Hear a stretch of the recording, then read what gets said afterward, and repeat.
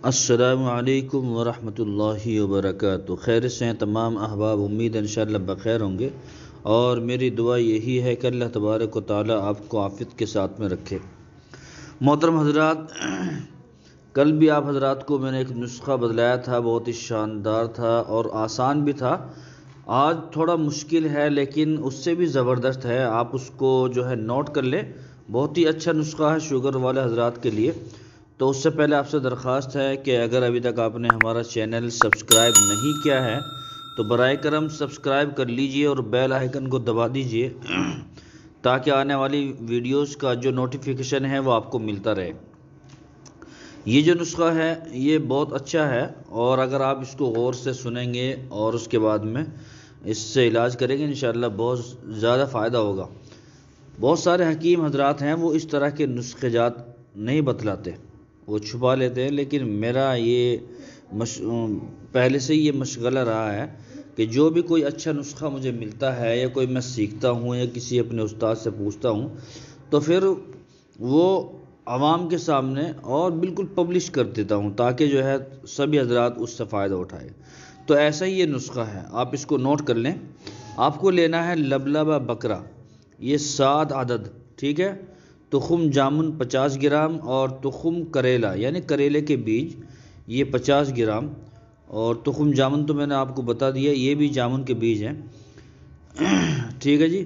اور موسلین، ٹھیک ہے، موسلین لے لیں، یہ 50 گرام۔ فلفلین یعنی کہ جو مرچ ہوتی ہے، فلفلین 12 گرام، ہلدی 24 گرام، تخم حنظلہ، یہ تخم حنظل بھی کہہ سکتے ہیں، تخم حنظل 24 گرام، برگ نیم 12 گرام اور برگ بیری 12 گرام۔ ایرانی مومیا، ایرانی مومیا جو ہوتا ہے خالص ہونا چاہیے، خالص مصفہ، یہ 24 گرام ہونی چاہیے۔ اب اس کو ترکیب جو ہے اس کی بنانے کی وہ آپ حضرات سن لیں۔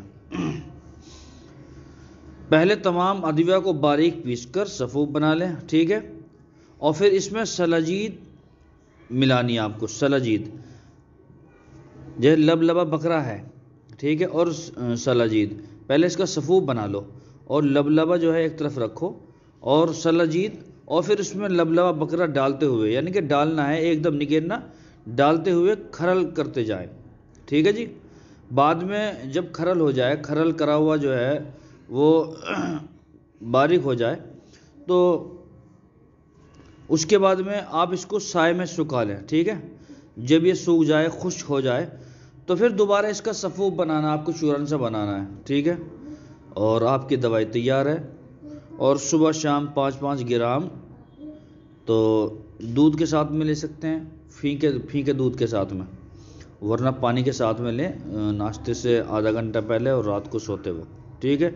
انشاءاللہ شوگر جو ہے بہت جلد جو ہے کنٹرول میں آ جائے گی، اور اگر آپ جو ہے دوسروں کو بھی شیئر کریں گے تو نہ جانے اللہ تعالیٰ اس کی برکت سے آپ حضرات کو شفا دے دے، اور انشاءاللہ دے گا، شفا اسی کے ہاتھ میں۔ اور اکرام کا مقصد یہ ہے، اکرام کرنا چاہیے ایک دوسرے کا، کہ دوسروں کو اچھی چیزیں بھیجیں، تو آپ اس کو شیئر کریں، دوسروں تک پہنچائیں، تو نہ جانے وہ دوسروں کو پہنچائیں، وہ تیسروں کو پہنچائیں، اور یہ جو ہے صدقہ جاریہ جو ہے آپ کی طرف سے سلسلہ شروع ہو جائے، اور پھر اللہ تعالیٰ اسی کی برکت سے آپ کو جو ہے شفا دے دے۔ تو آپ حضرات استعمال بھی کریں، دوسروں کو بھی بتائیں اور دوسروں کو بھیجیں، ٹھیک ہے۔ انشاءاللہ پھر ملاقات ہوگی۔ السلام علیکم ورحمۃ اللہ وبرکاتہ۔